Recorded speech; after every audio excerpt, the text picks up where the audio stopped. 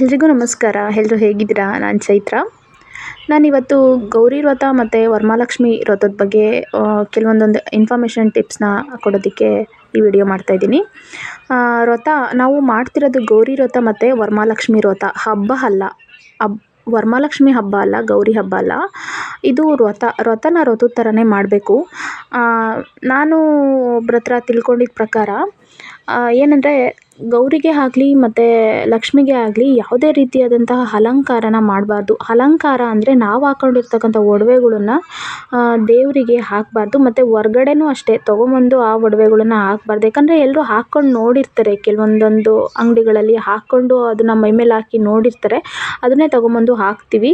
ಎರಡರಲ್ಲಿ ನಾವು ಹಾಕ್ಕೊಂಡಿರೋ ಒಡವೆಗೆ ಮತ್ತು ಅಲ್ಲಿಂದ ತಂದು ಹಾಕಿರೋ ಒಡವೆಗೆ ಯಾವುದೂ ಡಿಫ್ರೆನ್ಸ್ ಇರಲ್ಲ. ಸೊ ಹಾಗಾಗಿ ಯಾವುದೇ ಒಡವೆಗಳನ್ನ ಹಾಕಬೇಡಿ. ಒಂದು ಏನಂದರೆ, ಅರಿಶಿನ ಕೊಂಬಲ್ಲಿ ಒಂದು ತಾಳಿನ ಮಾಡಿಬಿಟ್ಟು ಅದನ್ನು ಚೊಂಬಿಗೆ ಕಟ್ಟಿ, ಮತ್ತು ಚೊಂಬು ಯಾವುದಿರಬೇಕಂದ್ರೆ ಸ್ಟೀಲಿಂದು ಇರಬಾರ್ದಂತೆ. ಯಾಕಂದರೆ ಅದು ಪಾಸಿಟಿವ್ ಎನರ್ಜಿನ ಅಟ್ರ್ಯಾಕ್ಟ್ ಮಾಡಲ್ಲ.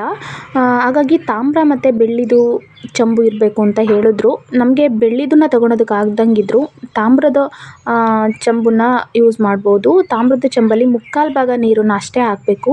ಯಾಕಂದರೆ ಭೂಮಿ ಇರೋದು ಕಾಲು ಭಾಗ, ಮುಕ್ಕಾಲು ಭಾಗ ನೀರಲ್ಲೇ ನಮ್ಮ ಪ್ರಪಂಚ ತುಂಬೋಗಿದೆ. ಹಾಗಾಗಿ ಮುಕ್ಕಾಲು ಭಾಗ ನೀರನ್ನು ಹಾಕಬೇಕು. ಎಲ್ಲದಕ್ಕೂ ಒಂದು ಸೈಂಟಿಫಿಕ್ ರೀಸನ್ ಇದ್ದೇ ಇರುತ್ತೆ.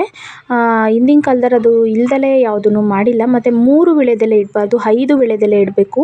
ಮತ್ತು ಚೊಂಬು ಒಳಗಡೆ ಒಂದು 4-5 ಡ್ರೈ ಫ್ರೂಟ್ಸು ಮತ್ತು ಒಂದು ಕಾಯಿನು, ಅಂದರೆ ಈಗ ತಾಮ್ರದ ಕಾಯಿನ್ ಬರುತ್ತಲ್ಲ, ಆ ಕಾಯಿನನ್ನು ಹಾಕಿಬಿಟ್ಟು ನೀವು ನೀಟಾಗಿ ಪೂಜೆ ಮಾಡ್ಕೊಳ್ಳಿ. ಯಾವುದೇ ಆಡಂಬರವಾಗಿ ಪೂಜೆ ಮಾಡಬಾರ್ದು ಅಂತ ಹೇಳಿದ್ರು.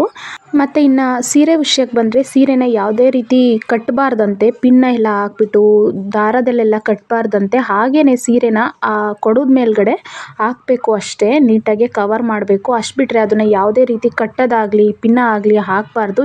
ಎಷ್ಟು ನೈವೇದ್ಯ ಬೇಕಾದ್ರೂ ಮಾಡಿ, ಎಷ್ಟು ಥರ ಹೂವೆಲ್ಲ ಬೇಕಾದರೂ ಪೂಜೆ ಮಾಡಿ. ನಾಳೆ ವ್ರತ ಇದೆ ಅಂದರೆ ಇವತ್ತೇ ಹಿಂದಿನ ದಿನ ರಾತ್ರಿ ಕಳಸ ಉಡಿ ಸೀರೆ ಉಡಿಸಿ ಬಿಡ್ತಾರೆ. ಆ ತಪ್ಪನ್ನ ದಯವಿಟ್ಟು ಯಾರೂ ಮಾಡಬೇಡಿ. ನಾಳೆನೇ ನೀಟಾಗಿ ಒಂದ್ಸರಿ ಮನೇನ ಇನ್ನೊಂದು ಸರಿ ಶುಚಿ ಮಾಡಿಕೊಂಡು ಆಮೇಲೆ ಕಳಸ ಉಡ್ಕೊಂಡು, ನೀವು ಸ್ನಾನ ಮಾಡಿಕೊಂಡು ನೀಟಾಗಿ ಕಳಸ ಉಡ್ಕೊಂಡು ಪೂಜೆ ಮಾಡಿ. ಸೀರೆ ಮೇಲ್ಗಡೆ ಹಾಗೆ ಒತ್ತಿ, ಅದಕ್ಕೆ ಅದರದ್ದೇ ಆದಂಥ ಟೈಮು ಮತ್ತು ತಿಥಿ ಅಂತ ಇರುತ್ತೆ.